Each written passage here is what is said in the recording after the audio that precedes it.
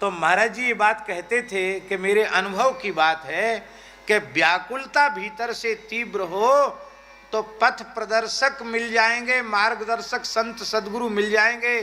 नारद जी सनकादिक भगवान कहीं गए नहीं हैं, यहीं हैं। तीव्र लगन हो तो दर्शन देंगे। इसी चंद्र सरोवर की घटना है। परम पूज्य नामनिष्ठ महान सिद्ध संत श्रीपाद श्री तीन कौड़ी गोस्वामी जी, उन्होंने चंद्र सरोवर में रह करके भजन किया। और देवेंद्र जी, आपको आश्चर्य होगा सुन करके, चंद्र सरोवर में तीन कौड़ी गोस्वामी जी श्री विनोद बाबा के गुरुदेव भगवान जब यहाँ भजन करते थे चंद्र सरोवर पर, साक्षात श्री वल्लभाचार्य जी ने उनकी भजन कुटी में प्रकट होकर उनको दर्शन दिया। कितनी पुरानी बात होगी, 50-60 साल पुरानी बात होगी, इससे ज्यादा पुरानी बात नहीं होगी। वल्लभाचार्य महाप्रभु ने प्रकट होकर दर्शन दिया उनको। इसी चंद्र सरोवर की घटना है। इसका मतलब क्या है? इसका तात्पर्य है श्री सूरदास जी, श्री वल्लभाचार्य जी, श्री गोसाई जी सब यहीं विराज रहे हैं।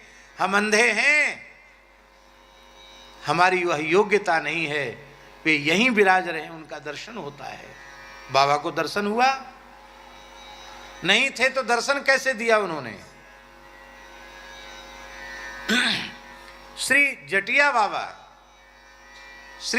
बाबा अद्वैताचार्य प्रभु के वंश में जिनका जन्म हुआ था, श्री विजय कृष्ण गोस्वामी वृंदावन में भजन कर रहे थे। साक्षात श्री चैतन्य महाप्रभु, नित्यानंद महाप्रभु ने प्रकट होकर के दर्शन दिया और उनको कहा कि तुम महामंत्र का जप करो।